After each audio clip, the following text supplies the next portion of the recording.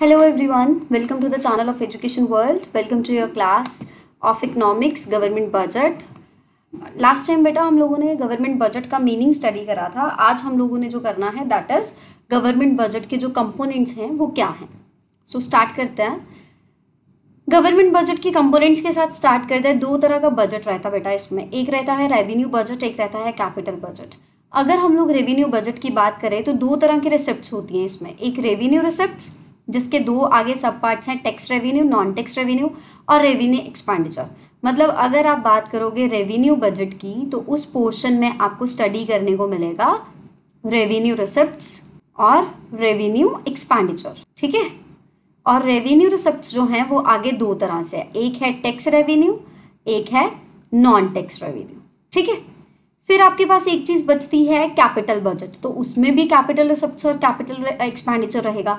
अगर हम revenue receipts की बात करें तो ये वो रिसिप्ट्स हैं जिनकी वजह से आपकी कोई भी लायबिलिटी कम नहीं होती.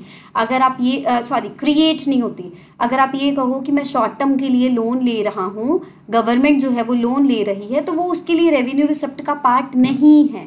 That is a part of capital receipt. दूसरी चीज कि एसेट में डिक्लाइन हो रहा है, वो भी रेवेन्यू रिसिप्ट का पार्ट नहीं. अगर आप ये कहो कि आपने एसेट बेचे, बदले में पैसे आए, तो वो रेवेन्यू रिसिप्ट का पार्ट नहीं है. ठीक है.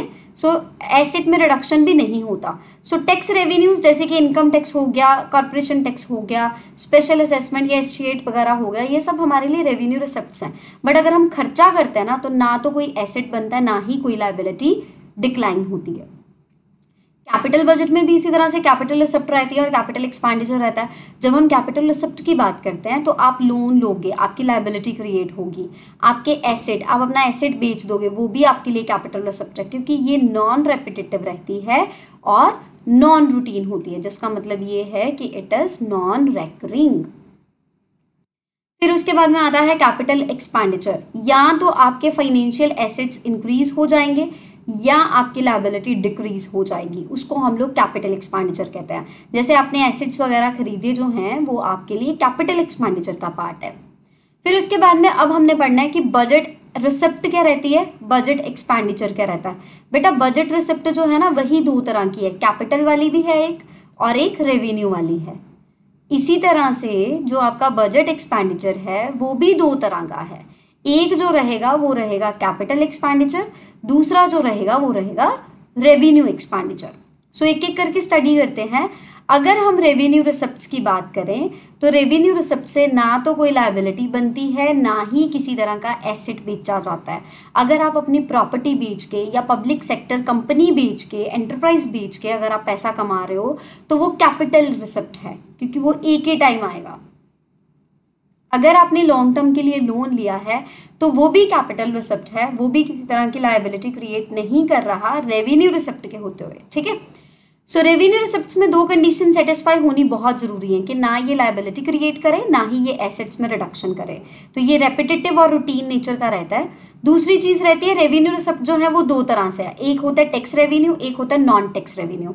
अगर हम टैक्स रेवेन्यू की बात करें तो उसमें डायरेक्ट टैक्स भी आ जाएगा बेटा, और इनडायरेक्ट टैक्स भी आ जाएगा. ठीक है. आगे हम लोगों ने इनका डिटेल डिस्क्रिप्शन पढ़ना है. इनकम टैक्स हमारे लिए डायरेक्ट टैक्स है, कॉर्पोरेट टैक्स डायरेक्ट टैक्स है, जीएसटी जो है वो आजकल इनडायरेक्ट टैक्स है.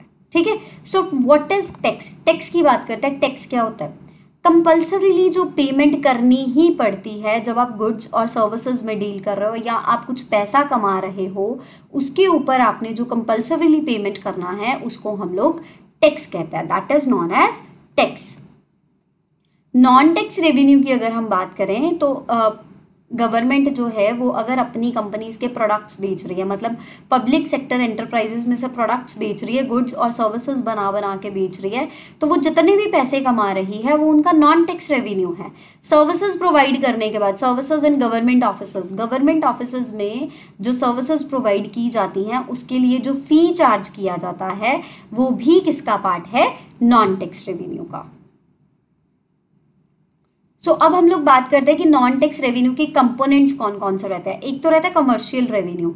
जब हम कमर्शियल रेवेन्यू की बात करते हैं तो ये गवर्नमेंट के पब्लिक सेक्टर अंडरटेकिंग से आता है. मतलब जैसे भेल हो गया, LIC हो गया, रेलवेज हो गया, ये सब गवर्नमेंट ऑफ इंडिया के वेंचर्स हैं जहां से गवर्नमेंट ऑफ इंडिया जो है वो पैसा कमाती है, ठीक है। सो वो आता है कमर्शियल रेवेन्यू का पार्ट होता है। या स्टेट गवर्नमेंट, सेंट्रल गवर्नमेंट दो तरह के काम करती है, या तो अपनी पब्लिक कंपनी से वो पैसा कमाएगी, पब्लिक सेक्टर अंडरटेकिंग से, या फिर वो क्या करेगी, लोन एक्सटेंड करेगी। किसको करेगी? स्टेट गवर्नमेंट को।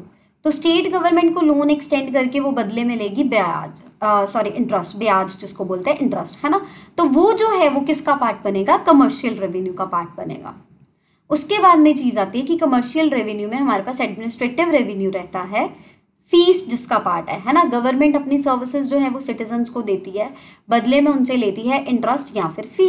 जैसे कोर्ट की फीस होगी, पासपोर्ट की होगी, स्कूल की होगी, गवर्नमेंट स्कूल्स की हो गई, लाइसेंस अगर बनवाना उसकी रजिस्ट्रेशन फीस होगी, फाइन्स या पेनल्टीज रहेगी, जैसे चलान वगैरह काटे जाते हैं ना, ट्रैफिक पुलिस जो काटती है, वो गवर्नमेंट का रेवेन्यू बनता है। फिर एक चीज आती है स्पेशल असेसमेंट। इसमें क्या चीज रहती है, ध्यान से सुनना। गवर्नमेंट ने एक मॉल बनाया बहुत ज़्यादा बड़ा, उसकी वजह से जो नियर बाय प्रॉपर्टी थी ना, उसके प्राइसेस इंक्रीज हो गए, ठीक है, उसके रेट्स इंक्रीज हो गए। तो उनकी जो वैल्यू में इंक्रीज आया ना, उसको हम लोग डेवलपमेंटल एक्सपेंडिचर का पार्ट मानते हैं। उसके लिए हम ऑनर्स से स्पेशल असेसमेंट लेते हैं। इनकम होती है ये एक तरह की, ठीक है। गवर्नमेंट के डेवलपमेंटल प्रोजेक्ट्स की वजह से जो लोगों को फायदा रहता है, लोगों की प्रॉपर्टी की वैल्यू में इंक्रीज होता है, उसके लिए वो जो पैसा चार्ज करता है उसको हम लोग स्पेशल असेसमेंट कहते हैं। दूसरी चीज ये आती है फॉर फोर फीचर्स। उसमें ये होता है कि कोर्ट के ऑर्डर्स को आपने कंप्लाई नहीं करा, ठीक है, आप फेल हो गए, failure in following of orders of court. Court के ऑर्डर्स को फॉलो करने में अगर आप फेल हो जाते हो तो आप लोगों को पेनल्टीज पड़ती हैं, वो भी इनके लिए रेवेन्यू का पार्ट। एस्टेट का मतलब ये होता है अगर किसी पर्सन की डेथ हो जाए और उसका कोई भी लीगल हायर नहीं है, तो सारी की सारी प्रॉपर्टी जो है वो गवर्नमेंट के पास चली जाती है, उसको हम लोग कहते हैं एस्टेट, ठीक है। एक्सटर्नल ग्रांट्स जो आती है, फॉरेन गवर्नमेंट से गिफ्ट्स आते हैं, इंटरनेशनल ऑर्गेनाइजेशन से कुछ पैसा मिल रहा है, तो that is also a part of receipts. फिर हम बात करते हैं कैपिटल रिसिप्ट्स की। कैपिटल रिसिप्ट से आपका एसेट डिक्लाइन होगा क्योंकि आप उसकी सेल कर दोगे, आपकी लायबिलिटी इंक्रीज होगी। वो इसलिए होगी क्योंकि आप किसी तरह का लोन खरीद लोगे, लोन रेज कर लोगे। सो कैपिटल आइटम्स जो है ना वो नॉन रेपिटेटिव या नॉन रूटीन रहती हैं, इनकी वजह से एसेट्स में भी डिक्लाइन होता है, इनकी वजह से लायबिलिटीज भी इंक्रीज होती हैं। अब अगर हम इनके कंपोनेंट्स की बात करें तो इसमें बोरोइंग भी रहता है, चाहे आप जनरल पब्लिक से या आरबीआई से सिक्योरिटीज के थ्रू बोरो कर लो, या आप इंटरनेशनल इंस्टीट्यूशंस से बोरो कर लो। फिर उसके बाद में चीज रहती है recovery of loans and advances. This is also a part of capital receipt. State government को जो आपने लोन दिया है उसके ऊपर आपको जितना ब्याज मिल रहा है that is revenue receipt. But अगर आपको कोई प्रिंसिपल अमाउंट वापस मिल रहा है तो वो आपके लिए क्या बनता है, recovery of loans and advances, which is also a capital receipt. So government of India ने 1000 करोड़ जो है वो गवर्नमेंट ऑफ दिल्ली को लोन दिया, 100,000 करोड़ का उनका एसेट बन गया ना। जब दिल्ली ने ये 100 करोड़ का लोन रीपे किया तो उनका 900 करोड़ का लोन बच गया, बाकी जो है वो सारा का सारा 100 करोड़ जो है वो वापस गवर्नमेंट ऑफ इंडिया के पास आ गया, तो वो उसके लिए कैपिटल रिसिप्ट है। डिसइन्वेस्टमेंट की बात कर लेते हैं। डिसइन्वेस्टमेंट का मतलब होता है sale of equity shares of public sector enterprises. Public sector enterprises के इक्विटी शेयर्स की सेल जो है वो किसको करनी है, प्राइवेट एंटरप्रेन्योर्स को, प्राइवेट सेंटर को कर दी, तो वो क्या बन जाएगा, डिसइन्वेस्टमेंट। क्या बन जाएगा, डिसइन्वेस्टमेंट। तो इसकी वजह से गवर्नमेंट के एसेट्स जो है ना वो रिड्यूस हो जाते हैं। अगली बात करते हैं टाइप्स ऑफ टैक्सेस की बात करते हैं, ठीक है। टैक्सेस हमारे पास किस तरह के, हम लोगों ने किया ना कि एक हमारे पास टैक्स रेवेन्यू है, तो टैक्स कितनी तरह के है, एक होता है हमारे पास डायरेक्ट टैक्स, एक होता है हमारे पास इनडायरेक्ट टैक्स।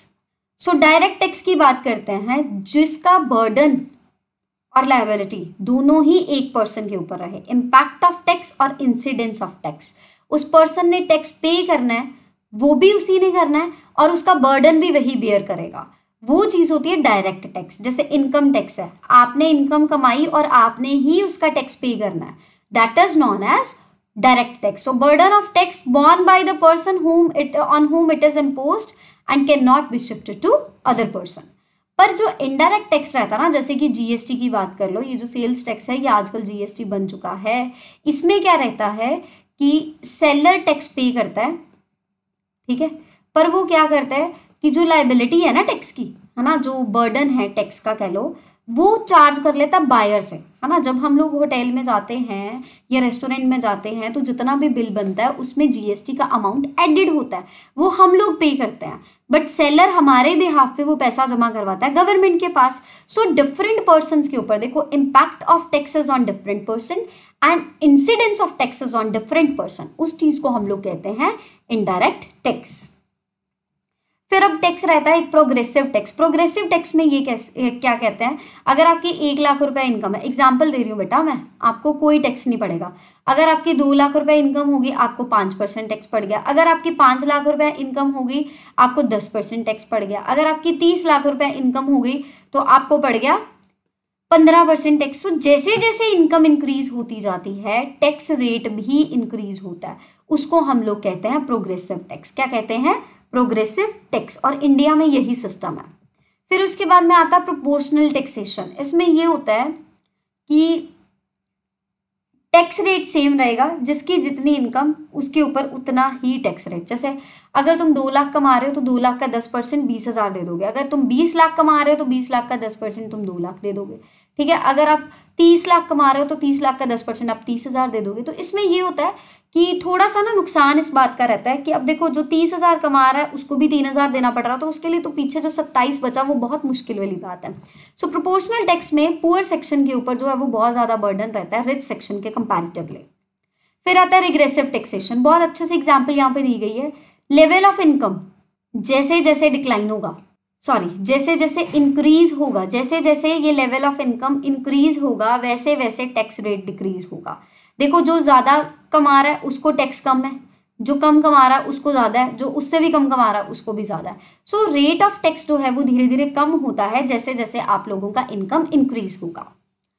तो ये तो था हमारे लिए टैक्स रिसेप्ट, रेवेन्यू रिसेप्ट, जिसमें हमने टैक्स और नॉन टैक्स पढ़ा। अब एक्सपेंडिचर की बात करते हैं, वो भी हमारे पास 2 तरह का रहता है। एक रहता है प्लान्ड नॉन प्लान्ड, एक रेवेन्यू कैपिटल और एक डेवलपमेंटल नॉन डेवलपमेंटल, ठीक है। सो रेवेन्यू भी डेवलपमेंटल नॉन डेवलपमेंटल हो जाता है, कैपिटल भी डेवलपमेंटल नॉन डेवलपमेंटल हो जाता है। बट प्लान्ड वो होता है जिसमें गवर्नमेंट ने पहले ही बजट बना के रखा है कि मेरे ये वाले प्रोग्राम्स हैं, इस तरह से कंजम्पशन पे खर्चा होगा, इस तरह से इन्वेस्टमेंट पे खर्चा होगा, इस तरह से प्रोडक्शन पे खर्चा होगा। जिस तरह से बजट में हर साल जो है वो एग्रीकल्चर पे, हेल्थ एंड एजुकेशन पे, इंडस्ट्री पे, पब्लिक यूटिलिटीज पे, डिफरेंट डिफरेंट स्कीम्स पे खर्चा किया जाता है, उसको हम प्लान्ड कहते हैं। बट इन केस कोई भी नेचुरल क्लेमिटी आ गई और अचानक ही बहुत बड़ा लॉस हो गया, अब जैसे कोविड-19 आ गया, किसी को नहीं था ना पता, कोविड-19 आ गया तो बहुत ज़्यादा खर्चा जो है वो सेफ्टी के ऊपर करना पड़ा, हेल्थ के ऊपर करना पड़ा, फूड के ऊपर करना पड़ा, अकोमोडेशन के ऊपर करना पड़ा, इंफ्रास्ट्रक्चर के ऊपर करना पड़ा, जिसमें हम लोगों को हॉस्पिटल्स वगैरह का सामान सब एडजस्ट करना पड़ा। सो उसके लिए जो खर्चा होता है ना उसको हम लोग कहते हैं नॉन प्लान, जिसके बारे में हमने पहले प्लान आउट नहीं किया होता, ठीक है। फिर नेक्स्ट आता है रेवेन्यू और कैपिटल एक्सपेंडिचर। रेवेन्यू एक्सपेंडिचर मैंने आपको पहले ही बता दिया, जिसकी वजह से एसेट या लाइबिलिटी ना कम होती है ना एसेट इंक्रीज होता है। कैपिटल में दोनों चीजें रहती हैं। डेवलपमेंटल और नॉन डेवलपमेंटल में देखो, अगर आप स्कूल्स बना रहे हो ना, आप रोड्स बना रहे हो, डैम्स बना रहे हो, ब्रिजेस बना रहे हो, इनमें से कोई भी चीज बना रहे हो वो डेवलपमेंटल एक्सपेंडिचर है। पर अगर आप जनरल सर्विसेज के ऊपर खर्चा नहीं कर रहे, आप डिफेंस जैसी चीजों के ऊपर खर्चा कर रहे हो, उससे कोई डेवलपमेंट नहीं होती। अगर आप अपने लोन्स के ऊपर इंटरेस्ट पे कर रहे हो उससे कोई डेवलपमेंट नहीं होती। So it is non developmental expenditure. So ये आपका सारा का सारा बजट का कंपोनेंट्स था। आई होप आपको लेक्चर समझ में आया होगा। नेक्स्ट लेक्चर में जो है वो हम डेफिसिट्स करेंगे और एमसीक्यूज करेंगे। Thank you.